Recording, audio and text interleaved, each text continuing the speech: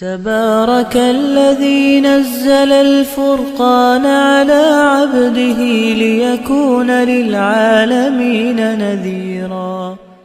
نحمده ونصلي على رسوله الكريم. أما بعد.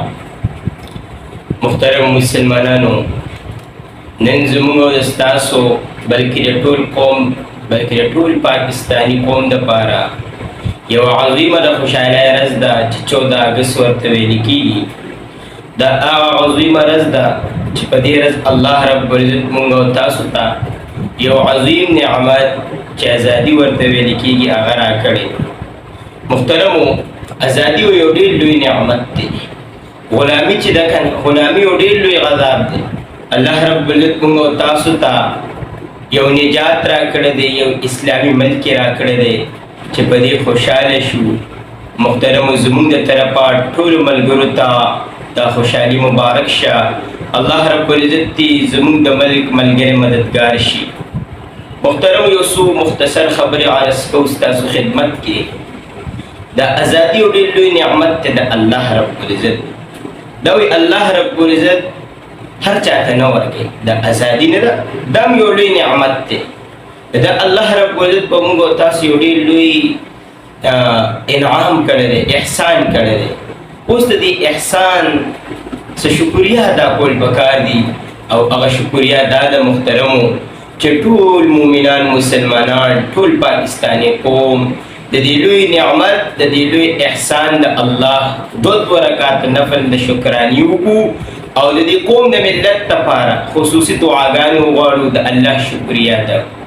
محترمو، د دې قوم په ازادۍ کې د ډېرو خلکو وینې توی شوي. دا قوم داسې دا ملک موږ ته داسې نه دی میلاو شوی، داسې اسانه باندې نه دی راغلی. په دې کې د علماء کرامو د عامو خلکو د عامو مسلمانانو وینې توی شوي دي. خاص کر د علماء کرامو په ډېر محنتونه، خاص کر د حکیم الامت اشرف علي تانوي رحمت الله علیه، دغه شان د علامه شبیر احمد عثماني رحمت الله علیه، دغه شان د مولانا ظفر احمد عثماني رحمت الله علیه، او داسې نور ډېر اکابرین دیوبند چې د هغوی دې کې ډېر لوی محنت و، د هغوی په کې ډېر لوی جدوجهد و.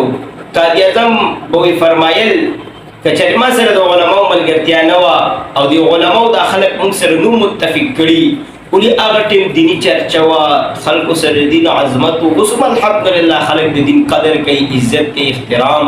او پخوانو خلکو خو ډېر غټ عظمت و که نه، هغه هر چاته معلوم دی چې اوس څه حالت دي، پخوا څه حالت و. نو هغه خلک به په دین راغونډېدل. نو قاضي اعظم د اشرف علي تانوي صاحب دي، ځکه هغوی سره به خانقاه کې په زرګونو خلک راجمع کېدل. دغه شان علامه شبیر احمد عثماني صاحب دي شیخ الحدیث دارالعلوم دیوبند کې. د هغوی په مناسبت سره هغوی د خلکو اصلاح وکړه او د خلکو رغبت دغې طرف ته پیدا کړو چې مسلمانانو له یو ازادانه قوم پکار دی. نو محترمو، دې کې د علماو ډېر غټ محنتونه دي، دې کې د عامو خلکو وینې توی شوي دي، محنتونه دي. محترم، اوس دا ازادي نعمت دی چې دا موږ په صحیح طریقه د الله شکر ادا کړو. دا اصل کې کال پس موږ ته دا داد راکوي، دغه خبر راته رایادوي چې د الله شکریه ادا کړي. الله در باندې لوی احسان کړی دی، لوی انعام کړی دی، د هغې انعام او د احسان شکریه ادا کوي. د شکریه درته ما وایي چې کم از کم 2 رکعاته د شکراني وکړو او د الله شکر ادا کړو، او د دې ملک او د قوم دپاره خصوصي دعاګانې وغواړو. بل محترمو، هر چاته د ملک حالات معلوم دي. ملک په یو کرټیکل سټیج کې دی. ملک حالات نن سبا خو الله دې رحم وکړي، حالات رس تر رزه خرابېږي. پاکستان یو اسلامي ملک دی، واحد اسلامي ملک دی چې الله وله طاقت ورکړی دی. په مدارسو، جوماتونو، په خانقاهونو، په مراکزو آباد ملک دی. دیني فضاګانې دي پکې او دیني ازادي ده پکې. بل یو اسلامي ملک داسې نشته چې د پاکستان په شان ازادي پکې د دین. پاکستان کې اجتماعات آزاد کېږي، دغه شان هر یو مشن پکې آزاد چلیږي. نورو اسلامي ملکونو کې ته نشي کولی. سعودي عرب څومره لوی اسلامي ملک دی، خو هغې کې ته اسلامي مشن کلاو نشي چلولی، څه پابندۍ دي، اجتماعات نشي کولی. واحد پاکستان داسې ملک دی چې دې کې د هر یو شي پرې اجازت دی، بغیر د څه شک و شبهې اجازت دی. محترمو، چې د قوم دپاره فکرمند شو. دا 14 اګست موږ له پیغام د سره کوي چې یو بل سره بایچاره شروع کړو، د یو بل همدرد جوړ شو، یو بل سره محبت کوونکي جوړ شو، یو قوم جوړ کړو، یو ملک جوړ کړو. دا ملک چې کوم مقصد د پاره جوړ شوی دی مقصد یې څه چې لا اله الا الله پاکستان مطلب سره لا اله الا الله جوړ شوی د لا اله الا الله د پاره دی جوړ شوی د لا اله الا الله د نظام د پاره دی نو محترمو چې ټول یو ځای شو یو بل سره مینه محبت ساتو دا پارټي بازی دا انتشار دا فساد پریدو یو بل سره مینه محبت شروع کو معاشره کې مثبت سوچونه راولو معاشره کې امن راولو معاشره کې خوشحالي راولو د یو بل ملاتړ شو یو بل سره په خوشحالۍ اوسېږو او د لا اله الا الله د نظام لپاره هر ټیم جدوجہد کوو د هغې لپاره سوالونه کوو د الله په دربار کې حاضرېږو نو محترمونه چې دغه مقصد دی بل محترم یو څو خبرې هغه دا چې نن سبا مسلمانان دي بس مسلمانانو لپاره فتنې ډېرې دي نو خلک دا 14 اګست په غلطو طریقو مناوي چې شریعت کې منع ده لکه اوس د شپېلو والو د ګونګو والو